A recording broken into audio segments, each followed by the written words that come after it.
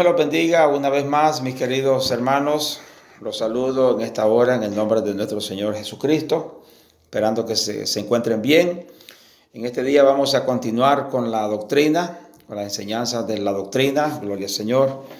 Y quedamos en la número 15, lo que es diezmando y ofrendando. Esto es parte también de nuestra doctrina. Amén. Usted sabe que el diezmo y las ofrendas pues son contribuciones que nosotros hacemos, amén, para el sostenimiento del ministerio, para que la predicación del evangelio siga hacia adelante. Sabemos que hay gastos, hay que pagar utilidades, hay que pagar edificio, hay que pagar luz y bueno, ya usted sabe. Y todo esto conlleva de lo financiero para poder continuar hacia adelante con este ministerio. Pues en esta hora vamos como le dije, vamos a estudiar, ¿verdad? Una parte de la doctrina, hoy día martes, gloria al Señor. En Levíticos 27, 30 y 32 vamos a estar leyendo también. A mí me gustaría que usted, cuando reciba este estudio, pueda también examinar estas escrituras bíblicas que son muy importantes. En el 30 al 32 dice Levíticos 27, dice, y el diezmo de la tierra, así de la simiente de la tierra como del fruto de los árboles, de Jehová es cosa dedicada a Jehová. El Señor se la pidió desde el principio a su pueblo, ¿verdad? Creando en ellos este principio y encargándoles también a que ellos lo hacía con el fin también de que ellos no pusieran su confianza en el Señor, sino que ellos también pudieran tener un corazón que compartiera, un corazón entendiendo que lo que ellos iban a recibir no lo recibían por sus propios méritos, sino porque Dios se los estaba proveyendo. Y así ellos no iban a poner su confianza también en las finanzas, en las riquezas. Entonces aquí vemos en Levítico donde dice que el diezmo de la tierra, así de la simiente de la tierra como del fruto de los árboles de Jehová es cosa dedicada a Jehová. Y así alguno quisiere rescatar algo del diezmo, añadirá la quinta parte de su precio por ello. Y todo diezmo de vacas o de ovejas, de todo lo que pasa bajo la vara, el diezmo será consagrado a Jehová. Ya vemos, lo vemos también en Malaquías capítulo 3, que vamos a estar viendo también allí. En Malaquías capítulo 3, versículo 10. Usted puede leer el capítulo entero si usted desea de Malaquías. Es importante siempre tener esto, ¿verdad? Leerlo completo para tener un mejor conocimiento. Pero dice aquí en el 3:10, dice, traed todos los diezmos al alfolí y hay alimento en mi casa. Y probadme ahora en esto, dice Jehová de los ejércitos, si no os abriré las ventanas de los cielos y derramaré sobre vosotros bendición hasta que sobreabunde. Aquí vemos que el Señor le pide, le enseña al pueblo de llevar los diezmos al alfolí. El alfolí en aquellos tiempos bíblicos era lo que se conocía un cuarto grande, inmenso, como tipo granero, donde lo que ellos cultivaban, los primeros frutos, todo ellos lo llevaban al templo para el sostenimiento de los sacerdotes, de los que ministraban en la casa del Señor. Y el que cultivaba, pues llevaba el fruto, y el que trabajaba con ganado, pues de lo mismo hacía también. Llevaba también el 10% de todo su ganancia, gloria al Señor, de lo que había recibido. Así nosotros también ahora, pues quizás no estamos bregando con agricultura, no estamos bregando con ganado, pero de lo que nosotros recibimos, de lo que ganamos, también apartamos el 10% para el Señor, y dando a entender de que todo se lo debemos a Él. Todo lo hemos recibido de Él. Lo que usted reciba, sea mucho o sea poco, saque el 10% para el Señor y usted verá la bendición del Señor en su vida. Por eso vemos aquí también en el versículo 11 donde dice: reprenderé también por vosotros al devorador. Hay esa promesa donde Dios ha prometido guardarnos, ayudarnos, bendecirnos, bendecir nuestras finanzas, y no os destruirá el fruto de la tierra, ni vuestra vid en el campo será estéril, dice Jehová de los ejércitos. Usted, cuando tome este estudio, puede, como le dije, puede leer el capítulo completo de Malaquías y tendrá un mayor conocimiento. Pero lo que el Señor pues está aquí pidiendo es que ellos se responsabilicen y obedezcan a estos mandamientos que el Señor ha establecido en su palabra. Vemos también aquí en la lección que tenemos en este día, que dice: diezmar significa entregar una décima parte de nuestras ganancias a la tesorería de la iglesia. En Proverbios capítulo 3, versículos 9 y 10, vamos a ver también eso porque es bien importante. Proverbios, vamos a buscarlo, capítulo 3, gloria al Señor. Allí vemos también estos principios. La Biblia nos habla mucho de lo que es las finanzas, mayordomía. Cuando hablamos de mayordomía, estamos hablando de las finanzas. Y la Biblia habla mucho de eso, desde Génesis hasta Apocalipsis habla de mayordomía. Así que dice: honra a Jehová con tus bienes, versículo 9 de Proverbios 3, que yo le aconsejo, mis queridos, que ustedes lo busque también cuando tome este estudio. Usted tenga su Biblia a mano y pueda también examinarlo juntamente con este estudio. Honra a Jehová con tus bienes, y honrarlo es darle a Él, obedecerle, ¿verdad? Sabiendo que todo lo que tenemos, lo que hemos recibido, lo hemos recibido por su misericordia. Y con las primicias de todos tus frutos, y serán llenos tus graneros con abundancia, y tus lagares rebosarán de mosto. O sea que aquí hay una promesa también para aquellos que obedecen a esta palabra, a este mandamiento. Nosotros que hemos obedecido a estos mandamientos, hemos visto y seguimos viendo las bendiciones del Señor en nuestras vidas. A veces, como le digo, lo que usted reciba, sea poco, sea mucho, $5, $10, lo que sea, acostúmbrese a separar el 10% para el Señor, y usted verá su bendición también en su vida, no solamente en lo material, sino también en lo espiritual. Así que Proverbio presenta aquí esto, ¿verdad?, de la bendición que hay en dar al Señor.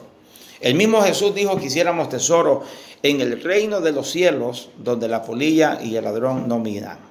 Así que qué bendición nosotros poder contribuir a la obra del Señor para que su evangelio se siga predicando y avanzando, ¿verdad?, en este mundo de pecado.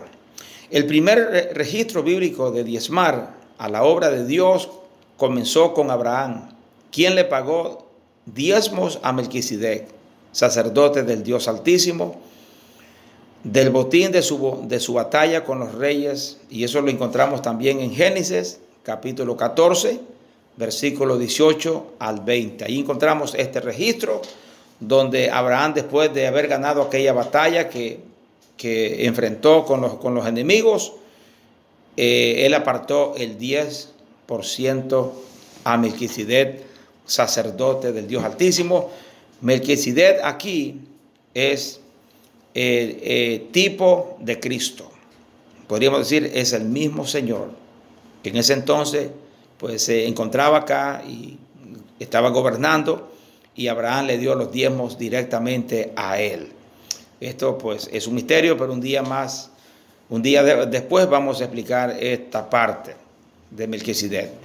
Y así sucesivamente continuó también ese estudio bajo la ley y recibió la aprobación de nuestro Señor Jesucristo en Mateos 10, 5 al 10. Usted lo va a ver también ahí. Y 23 y 23 del mismo libro de Mateo.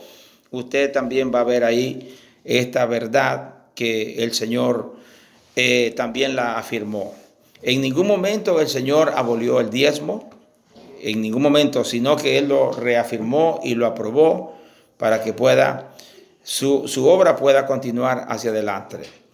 Bien, así que cualquier pregunta que usted tenga, usted puede hacerla, amén, para que en este caso podamos consultarlo en la palabra del Señor. Tenemos algunas citas bíblicas más que yo quisiera que usted las consulte. Por falta de tiempo no voy a poder explicárselas ahora mismo porque quiero tocar otros tópicos de esta doctrina. Pero vemos aquí también en Primera de Corintios 9, 6 al 14 y Lucas 17 y Hebreos capítulo 7, quiero que lo lean también, concerniente al diezmo y las ofrendas. Les repito, el diezmo y las ofrendas fueron instituidas por el mismo Señor y esto es para el sostenimiento del ministerio de su obra en esta tierra. Pues bien, vamos a pasar a la número 16, lo que es la restitución donde sea posible. La restitución donde sea posible. Yo le dejé a ustedes un link donde ustedes podían encontrar también aquí estas 29 enseñanzas de la doctrina de nuestro concilio de la Iglesia de Dios de la profecía. La restitución donde sea posible.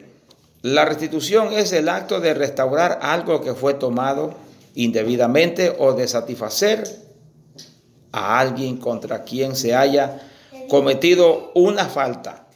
Es decir, en caso que nosotros hayamos cometido algún agravio, la palabra nos manda a nosotros a hacer restitución, en otras palabras, reconciliarnos con aquella persona que nosotros hayamos agraviado.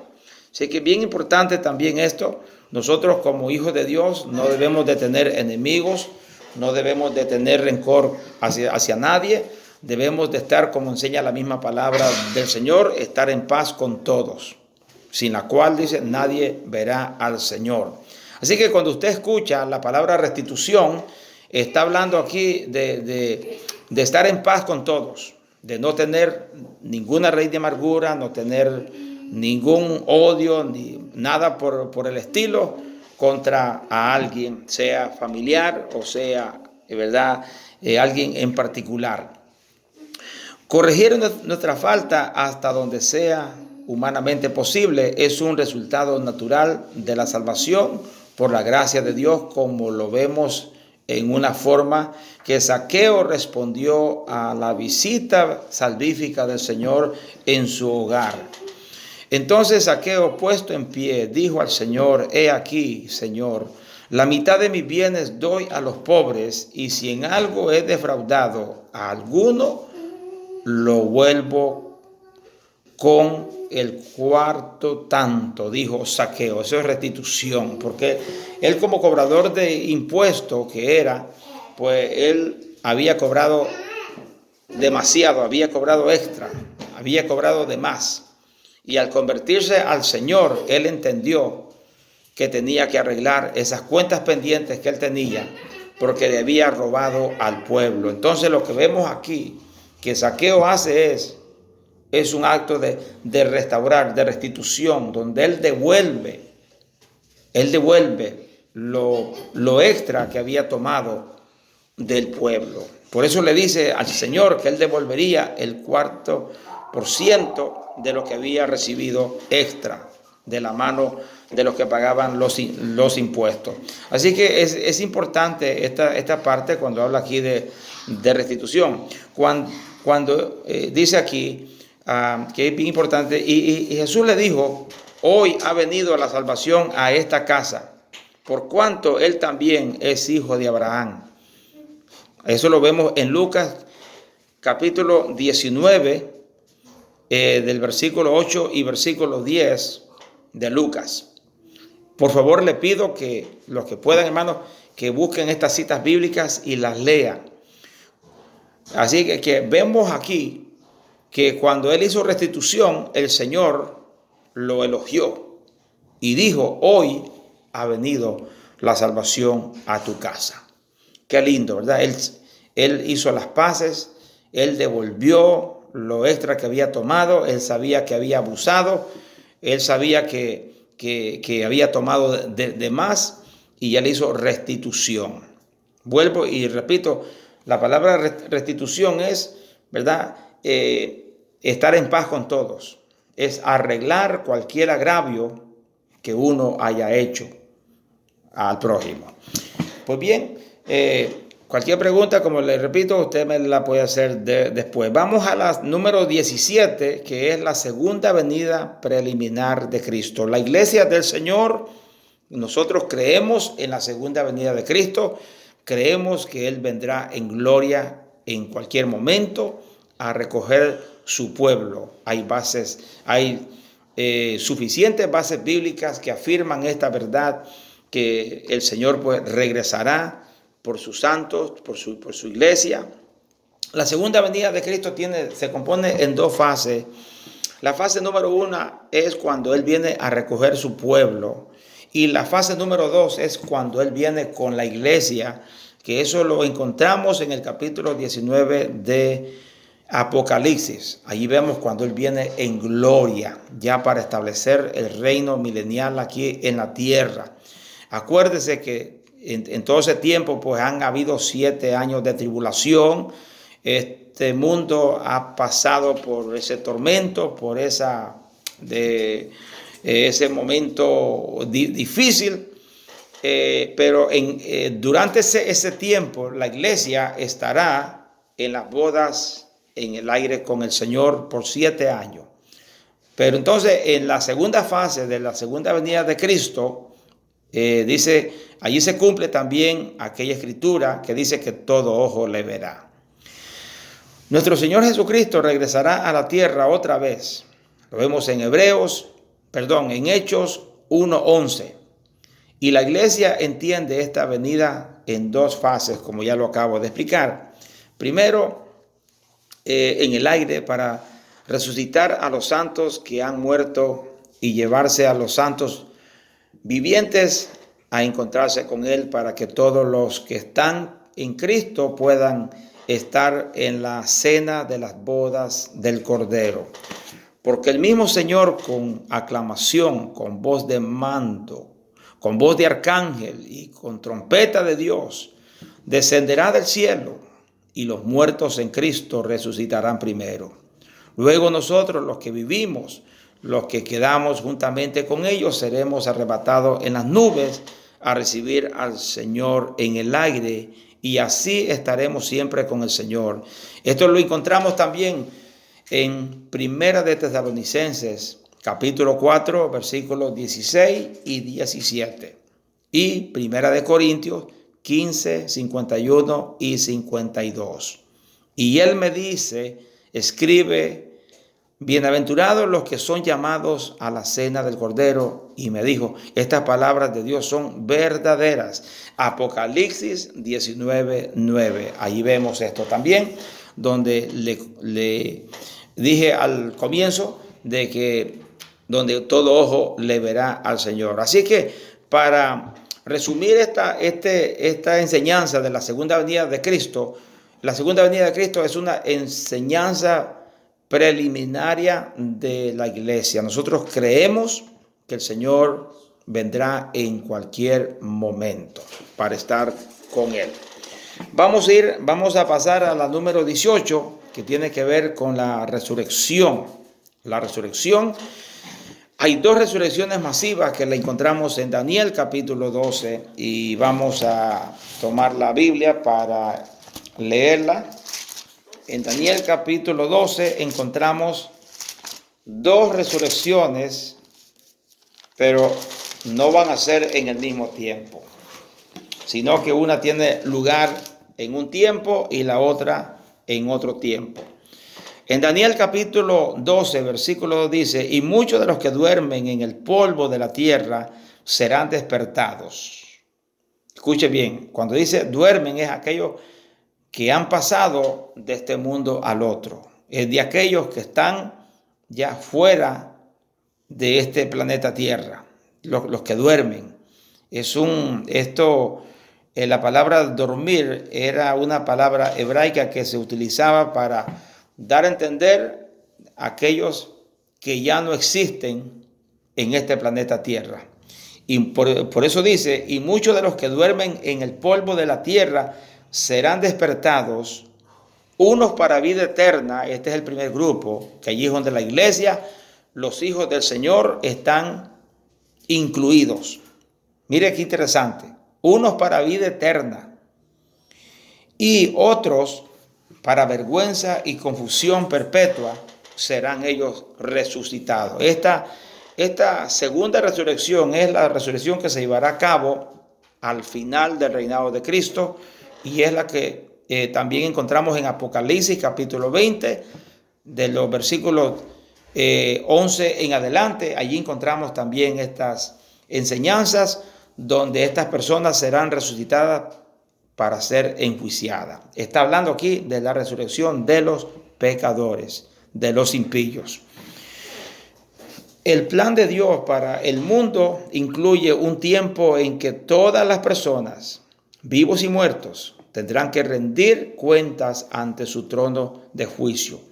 Por esta razón, todos los muertos, tanto los justos como los malvados, serán resucitados, a fin de asegurar que este juicio ocurrirá. Dios levantó a Cristo de los muertos y lo nombró como juez. Esto lo vemos aquí en Hechos 24:15, Daniel 12:2, Segunda de Corintios 5:10, Hechos 17:30 y 31. Vemos todas estas bases bíblicas que corroboran con lo que estamos hablando aquí. Solamente por falta de tiempo vamos a leer Hechos capítulo 17 para tener un poquito más de idea de lo que estamos hablando aquí, porque es un tema muy importante para la iglesia. Ustedes que se van a bautizar y se van a ser miembros de la iglesia de Dios de la profecía, pues es importante que tengan estos conocimientos y ustedes sepan cuál es la doctrina, cuál es nuestra creencia, ¿verdad?, en lo que nosotros nos basamos. Hechos 17:30 dice: pero Dios, habiendo pasado por alto los tiempos de esta ignorancia, ahora manda a todos los hombres en todo lugar que se arrepientan. Escuche bien: por cuanto ha establecido un día en el cual juzgará al mundo con justicia, por aquel varón a quien designó, y esto es a Cristo, porque Cristo fue la persona que Dios asignó para que trajera salvación a la humanidad y para convertirlo también, ponerlo como juez para que juzgue también. Por eso dice Pablo que él juzgará a vivos y a muertos. Por eso dice, el cual juzgará al mundo con justicia, por aquel varón a quien designó, dando fe a todo con haberle levantado de los muertos. Aquí vemos también esta base escritural que afirma lo que nosotros estamos hablando, queridos, en esta hora. Así que ya usted sabe, es un tema muy importante, donde la resurrección no es como algunos piensan, que algunos piensan que ya se murió y se acabó todo. Algunos enseñan acerca de la aniquilación, pero nosotros sabemos que la doctrina de la aniquilación es una doctrina falsa, no es verídica. Sabemos que el alma no muere, sino que es la carne, porque tan pronto el alma sale, pues ya este cuerpo queda inactivo. Este cuerpo ya, el alma sale, hay que irlo a guardar, hay que irlo a enterrar, porque si no, pues, ¿verdad? Se corrompe, se pudre. Entonces, pero esa alma es inmortal. Por eso dice, el alma que pecare, esa morirá. Así que es muy importante que